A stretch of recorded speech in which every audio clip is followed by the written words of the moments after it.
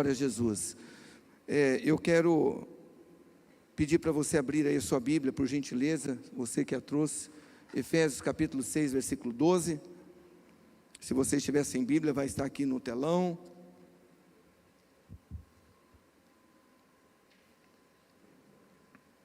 Eu quero deixar uma reflexão com esse tema hoje.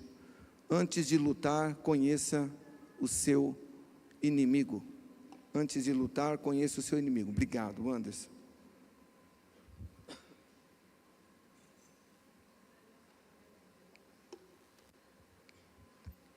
Antes de lutar, conheça o seu inimigo. Efésios 6, versículo 12. Está escrito assim. Você está encontrando aí, eu faço questão que você localize primeiro na tua Bíblia, tá? Fique à vontade. Eu vou orar enquanto isso. Papai do céu, nós estamos felizes em poder estarmos aqui juntos nesta noite de celebração. Foi incrível, maravilhoso esse tempo de louvor, de adoração. E agora nós também queremos a Tua presença através da Tua palavra. Espírito, usa aqui os meus lábios de maneira simples, me ajude a ser objetivo e abra, Deus, o entendimento dos meus irmãos, para que eles entendam não só a letra, mas o Espírito, Pai, da Tua palavra. Jesus nos ensinou, meu Pai, que a palavra, ela é vida e Espírito, e que então eles possam receber vida em suas vidas, em nome de Jesus, amém? Efésios 6,12, está escrito assim, Paulo escrevendo para a igreja: porque não temos que lutar contra a carne e o sangue, mas sim contra os principados e contra as potestades, contra os príncipes das trevas deste século, contra as hostes espirituais da maldade nos lugares celestiais. Está aí, é o texto que eu quero usar como base para a gente falar sobre este assunto. Antes de lutar, conheça o seu inimigo. Gente, claro que se eu perguntasse aqui, olha, quantos querem viver, desfrutar as bênçãos, as vitórias que Deus tem para você, todo mundo iria levantar a mão, ou as mãos, se manifestar. Claro que eu quero, todos nós queremos, mas gente, existe alguém que ele não quer que você viva o que Deus tem para você. E na verdade a Bíblia diz que ele, juntamente com os seus anjos, com os seus demônios, ele trabalha para impedir você, eu, nós, de recebermos o que Deus tem para nós. O nome dele é Satanás, diabo, dragão, serpente, como você quiser, né? Na Bíblia chama Satanás, que vem do hebraico Satã, e essa palavrinha Satã no hebraico diz que é alguém que se opõe, né? É um oponente, é um adversário, é o inimigo, é aquele que odeia, é aquele que realmente seduz e se opõe aos filhos de Deus.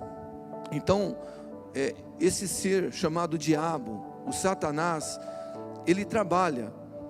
E ele trabalha dia e noite incansavelmente para não permitir que você, que eu, que nós vivamos os propósitos que Deus tem em nossas vidas. Agora, é interessante, mas muitos não sabem, outros não creem e ainda outros ignoram, né?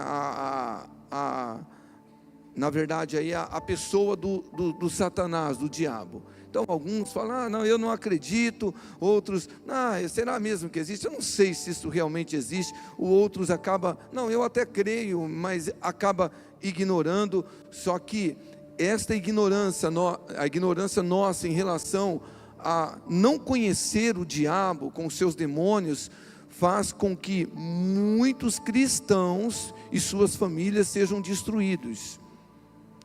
E eu quero então, nessa noite, falar sobre 10 revelações bíblicas sobre Satanás. Pastor, como que você vai fazer isso em 25 minutos? Eu não vou pregar sobre as 10 revelações. Eu vou apenas ler para você aqui na Bíblia. Para você que não sabe, vai ficar sabendo algumas revelações do que a Bíblia fala sobre o diabo. E para você que já sabe, vai apenas refrescar a tua memória, o que é muito bom. Porque o texto que nós lemos diz que a nossa luta não é contra a carne, nem contra sangue. Não, nossa luta não é contra pessoas. A nossa luta é contra quem? principados e potestades, demônios, entidades malignas, e tem muitos cristãos lutando aí com as pessoas erradas. É incrível, mas tem gente na igreja há tanto tempo, há tantos anos, e acha que o inimigo é o parente, é o patrão. Não. O nosso inimigo declarado biblicamente, aliás, o nosso único inimigo é o Satanás, com seus demônios. Então eu quero aqui, apenas a título mesmo, de você entender que a Bíblia fala muito sobre o Satanás, e se o Espírito de Deus, ele inspirou os escritores do cânon sagrado da Bíblia para escrever sobre o diabo, é porque Deus, de fato, ele não quer que nós venhamos ignorar o nosso inimigo. Daí o título da palavra: antes de lutar, conheça o seu inimigo. Você já deve ter ouvido aquela historinha daquele jovem que quis entrar nas artes marciais, aprender luta. Ele ficou encantado, 6 meses lutando. Ele já foi lá e fez inscrição por um campeonato que ia acontecer, e ele nem conhecia os inimigos, os oponentes dele que ele ia lutar. No caso, na luta não são inimigos, né? São o adversário, o oponente. Mas 30 segundos de lutas ele foi derrotado, porque ele não conheceu o seu inimigo. E tem muitos cristãos assim: ah, pastor, mas a gente tem que conhecer Jesus. Sim, você tem que centrar sua vida em Jesus, de fato, mas você precisa conhecer o teu inimigo, o inimigo da sua alma, amém? Então 10 revelações bíblicas sobre o diabo, sobre Satanás. Primeira revelação é que a Bíblia nos ensina que não devemos ignorar seus ardis, tua artimanha, mesmo o teu poder limitado, nós não podemos ignorar.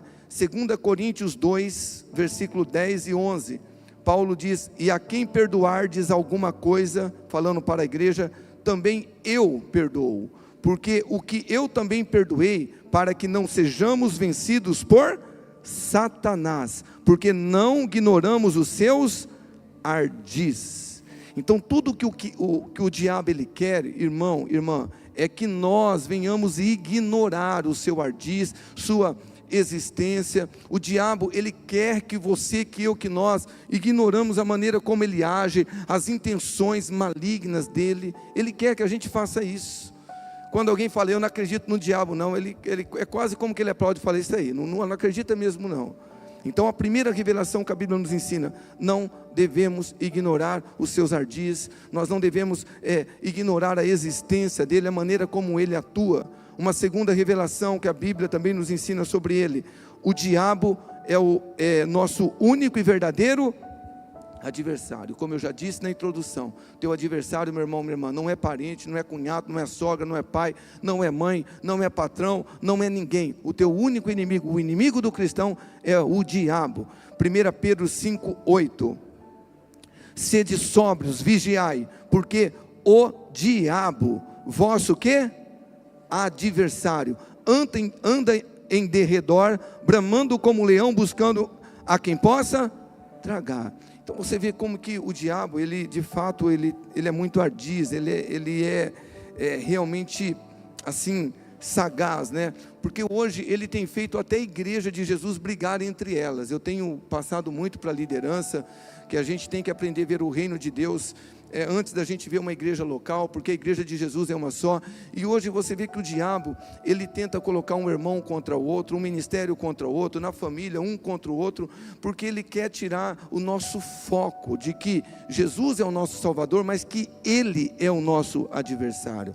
Se você ler, não agora, por favor, 1 Coríntios 3,16, né? Está escrito lá que nós somos o templo do Espírito Santo, que o Espírito Santo habita em nós. No Salmo 34, no versículo 7, está escrito que os anjos do Senhor acampam-se ao redor daqueles que o temem. Quantos temem ao Senhor aqui?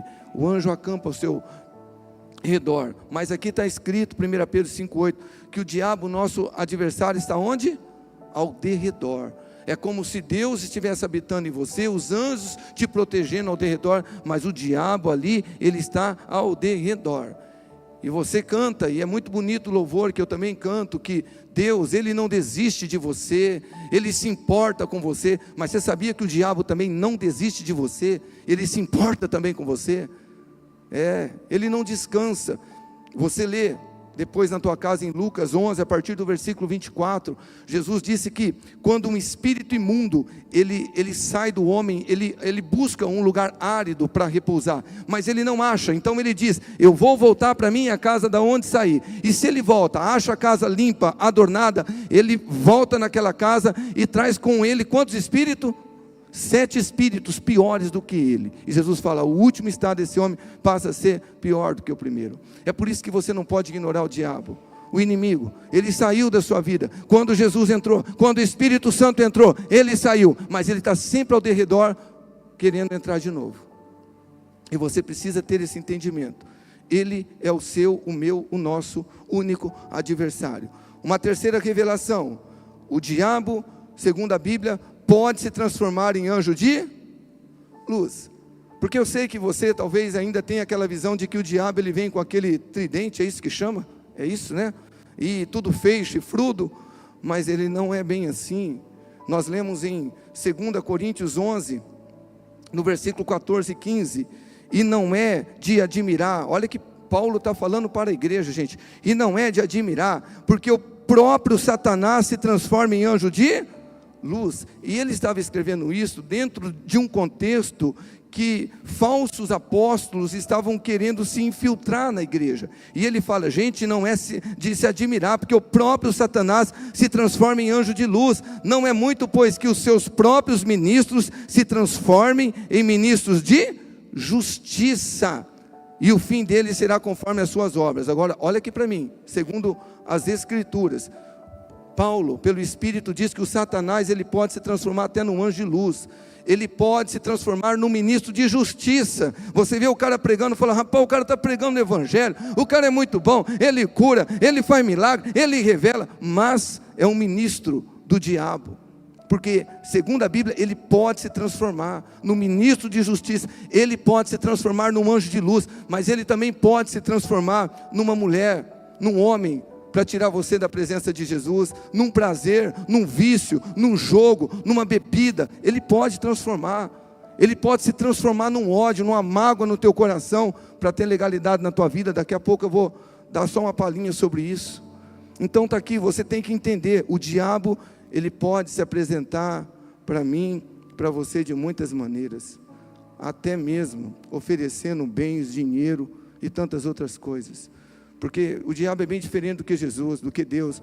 Quando Deus ele quer tocar alguém, o que Deus faz? Ele oferece, vou te dar dinheiro, vou deixar você rico. Isso aí é o que tem gente pregando, mas a Bíblia não fala isso. Quando Deus quer tocar alguém, o que a Bíblia fala lá em Provérbios? Filho meu, dá-me o teu coração. Deus ele te pede coração, renúncia, vida comigo. Agora o diabo ele te oferece. Ô filho, quer sair da presença de Deus? Eu te dou o quê? Te dou carro, te dou fama. Vai ser um youtuber, tem muita gente iludido com isso, né? Então, porque o diabo ele se transforma em anjo de luz, então ele pode se transformar em algo para te tirar da presença de Jesus, em sucesso. A quarta revelação que a Bíblia nos ensina sobre ele, a missão do diabo é roubar, matar e destruir. Eu sei que, se não todos, a maioria sabem disso. Lá em João 10:10, o ladrão vem somente para roubar, matar e destruir. E Jesus disse, eu vim para que tenham vida e a tenham em abundância. Eu sei que dentro do contexto, tem alguns teólogos dizendo que isso aqui não é uma referência ao diabo, está falando dos mercenários, mas querido, em toda a história da igreja e dentro da exegese que você estuda, é claro que esse ladrão está se referindo ao diabo também, e se referindo à sua função, aquilo que ele veio fazer. Ele veio roubar. Roubar o quê? Ele veio roubar a nossa paz, ele veio roubar a nossa alegria, ele quer roubar a tua salvação, ele quer roubar a tua santidade, ele quer roubar a tua pureza. A Bíblia diz que ele veio matar o quê? Ele quer matar os nossos sonhos, ele quer matar a nossa esperança, ele quer matar a nossa fé. E a Bíblia diz que ele também quer destruir o quê? Você sabe, destruir nossa família, destruir nosso casamento, ele quer destruir nossa saúde. E o pior, ele quer destruir a nossa alma. Ele quer que nós passamos a eternidade com ele no inferno. Então, essa é a missão do diabo: roubar, matar, destruir. A quinta revelação que a Bíblia nos traz sobre o diabo, diz a Bíblia que o diabo ele se opõe às nossas orações. O diabo se opõe.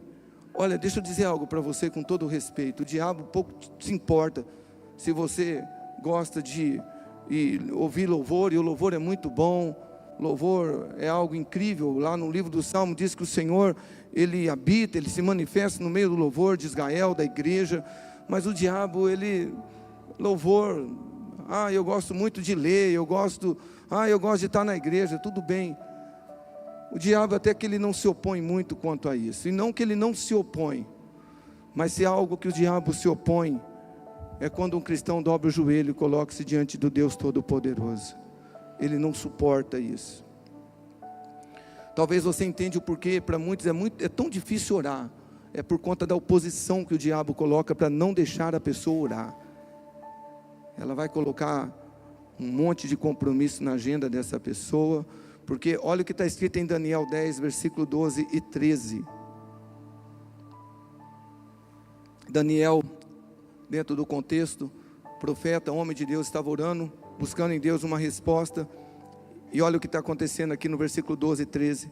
Em seguida o anjo disse: não tenha medo, Daniel, pois desde o primeiro dia em que você começou a orar por entendimento e a se humilhar diante de seu Deus, seu pedido foi ouvido. Eu vim em resposta à sua oração. Agora olha o versículo 13. Por 21 dias, quantos dias? 21 dias. Porém, o príncipe do reino da Pérsia me impediu. Então Miguel, um dos príncipes mais importantes, veio me ajudar, e eu o deixei ali com os reis da Pérsia. Então veja bem, essa é uma referência muito clara, onde faz aqui alusão a esse príncipe da Pérsia, que nada mais é do que um principado, é uma potestade, é um demônio que estava se opondo à resposta da oração que Daniel tinha feito a Deus. E hoje, presta atenção, gente, não é diferente. É por isso que muita gente desiste de orar, de ter uma vida com Deus, porque começa a orar e fala: mas parece que Deus não está me ouvindo. Muitas coisas acontecem no mundo espiritual.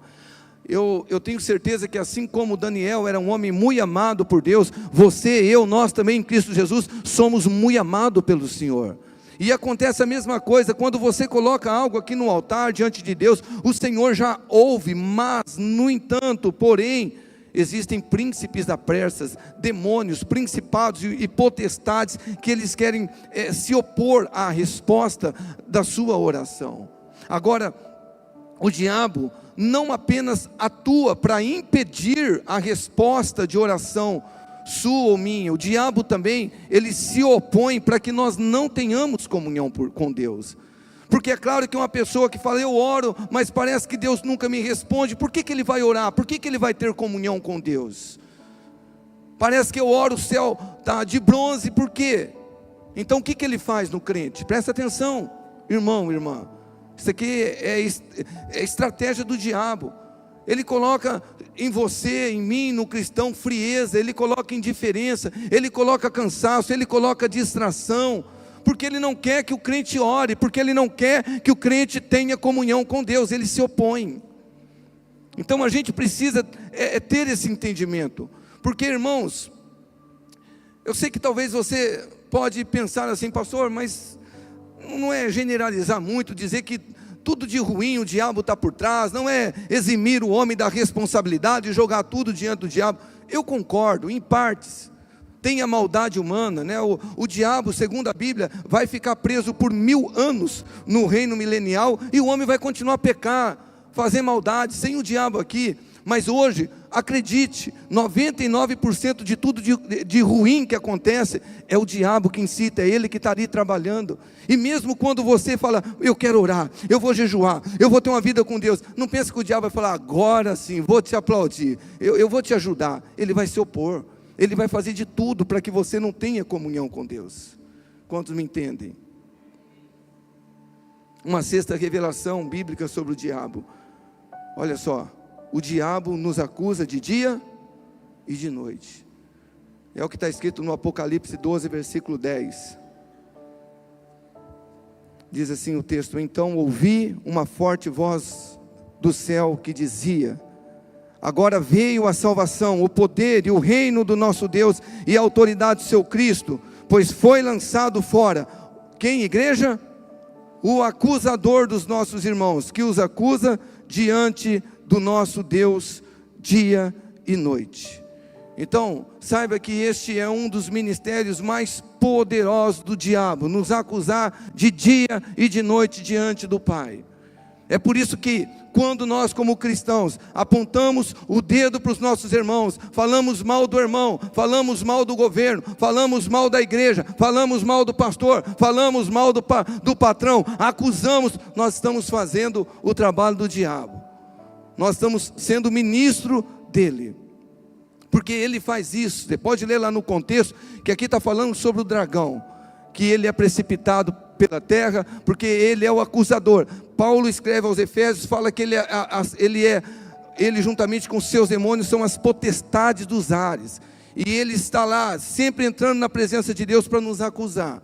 Não agora, mas na tua casa, anote aí, leia o capítulo 1 de Jó, e a partir ali do versículo 6 até o 12, você vai ver que o próprio Satanás, ele se apresenta diante de Deus para acusar Jó, para dizer assim para Deus: ó, Jó, ele pode até ser esse homem reto, íntegro, fiel que o Senhor falou, mas ele serve você por interesse, porque você tem protegido ele, porque ele tem sido abençoado, injustamente, mas ele estava acusando.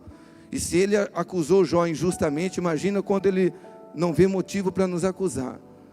Imagina o cristão lá na casa, ninguém está vendo, se envolvendo com pornografia, e ele está lá, olha lá, o seu filho, olha lá. Ah, pastor, mas e o sangue de Cristo? Pois é, aí eu te pergunto, onde está o sangue de Cristo? Quando ele vê nós enganando os outros, passando as pessoas para trás, e o diabo, olha lá, como que você vai abençoar? Olha lá, isso aí, o Senhor é ministro de justiça, olha o que ele está fazendo, ele é o acusador. Ele acusa de dia e de noite. É por isso que a Bíblia nos ensina que a igreja de Jesus, ela tem que ser santa, imaculada, irrepreensível. Porque o diabo, meu irmão, é esse ser aqui. O trabalho dele é acusar. É acusar. E se não fosse a misericórdia e a graça de Deus na nossa vida. A sétima revelação que a Bíblia também nos fala aqui sobre o diabo, diz que não devemos dar lugar a ele. Está em Efésios 4, 27, eu já preguei, acho que não faz muito tempo sobre isso. E não deem lugar ao diabo. E Paulo está escrevendo para a igreja, está dizendo: gente, não dê lugar ao diabo, não deem lugar ao diabo. Por quê? Porque ele é um ser legalista, ou seja, é aquele que quer fazer valer a lei.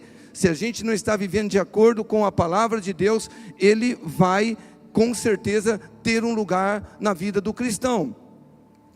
Então, quando um cristão que já foi iluminado pela palavra, já é participante do Espírito, mas ele insiste em tolerar pecado na sua vida, você pode ter certeza que o diabo ele vai agir.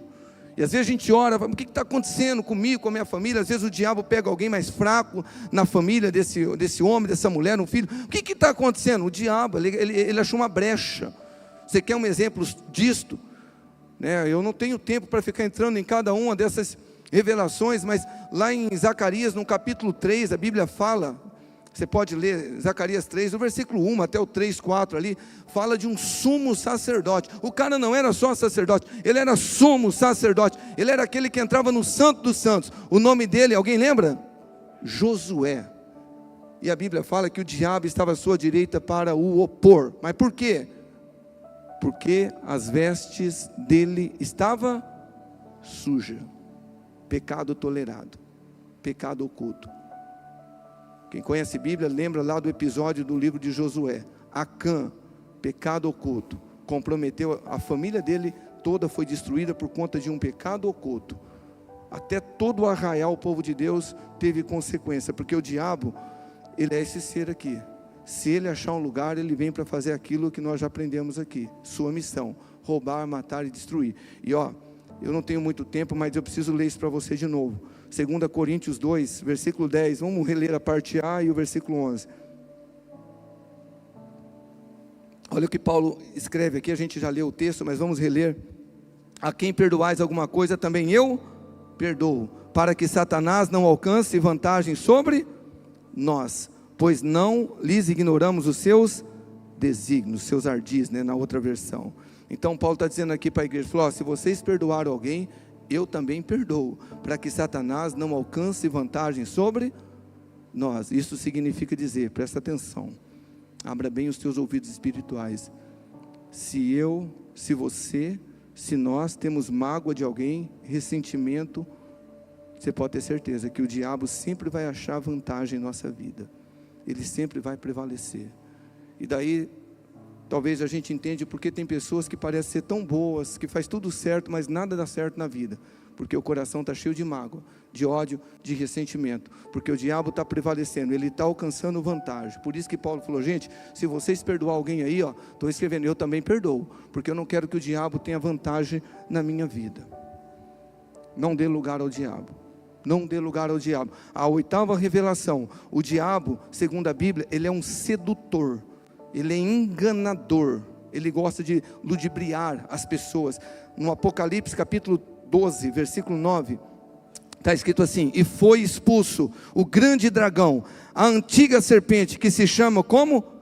Diabo e Satanás, o sedutor de todo mundo, sim, foi atirado para a terra, e com ele os seus anjos. Então olha só, sempre foi assim, desde a queda do homem, até quando o diabo com seus anjos forem lançados num lago de fogo. Ele é essa pessoa aqui, sedutor, aquele que engana.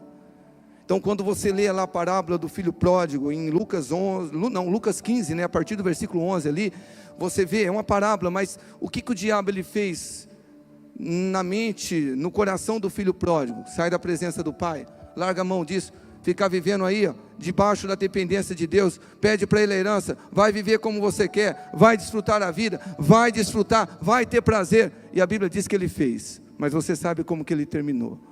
Ele não tinha mais nada, ele terminou desejoso, né, o filho pródigo, de comer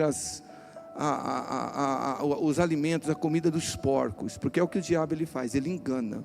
Ele engana. O diabo tira muita gente da igreja falando, vai lá, volta lá, rapaz, você já está limpo, você já foi, você é outra pessoa, você já tem outra visão, vai para lá, vai. E a pessoa vai, porque ele engana. Olha, não tem problema você tomar uma latinha, não tem problema você tomar uma taça de vinho, não tem problema você ficar nesse ambiente imoral, não tem problema você não casar e continuar ficando desse jeito, não tem, ele engana. Porque na verdade o que ele quer é levar o máximo de pessoas com ele para o inferno. A 9ª revelação, o diabo, segundo a Bíblia, ele é o pai do quê? Da mentira. João 8,44, vós sois do diabo, que é o vosso pai, e quereis satisfazer-lhe os desejos. Ele foi homicida desde o princípio e jamais se firmou na verdade, porque nele não há verdade. Quando ele profere mentira, fala do que ele é próprio, porque ele é o que, gente?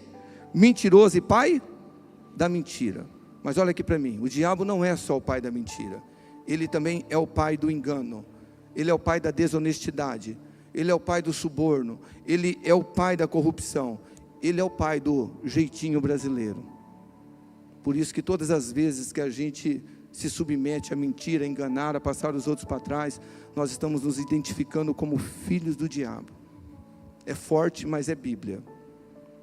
Porque muitas vezes a gente pede para Deus uma cura, um milagre, uma intervenção, mas a gente precisa de um posicionamento. Falar, Jesus, eu preciso consertar a minha vida com o Senhor. E ontem eu falei para minha esposa, falei, amor, não que a gente já não pregue Bíblia aqui, mas a gente precisa pregar mais Bíblia, porque os dias são maus. Precisa levar o povo de Deus a ter um encontro com Ele. E para mim encerrar aqui a 10ª revelação bíblica, o diabo também, ele é o agente do pecado. Ele é o agente do pecado, ele é o responsável em tentar e levar as pessoas a praticar as maldades. 1 de João 3, versículo 8, está escrito assim, quem pratica o pecado é do diabo. Olha só, quem pratica o pecado, não é quem peca, porque todos nós pecamos, tropeçamos, erramos, estamos nessa carne, estamos no mundo, mas aquele que continua na prática do pecado, é do diabo. Porque o diabo ele peca desde o princípio. Para isso o Filho de Deus se manifestou, para desfazer as obras do diabo.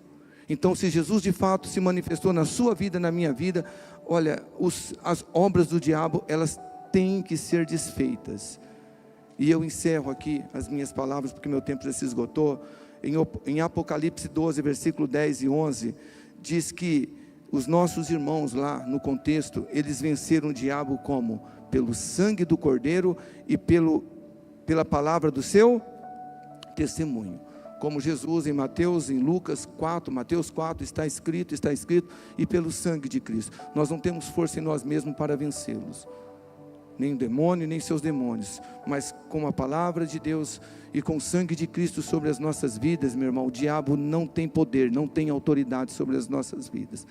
Agora, eu concluo aqui a minha reflexão, dizendo algo muito simples que você já sabe, mas que eu acho que é muito oportuno eu terminar a palavra dizendo isso. Pare de brincar de ser crente, porque o diabo não brinca de ser diabo. Pare de brincar de ser crente, porque o diabo não brinca de ser diabo. Amém? Alguém entendeu a palavra nessa noite? Vamos nos colocar de pé.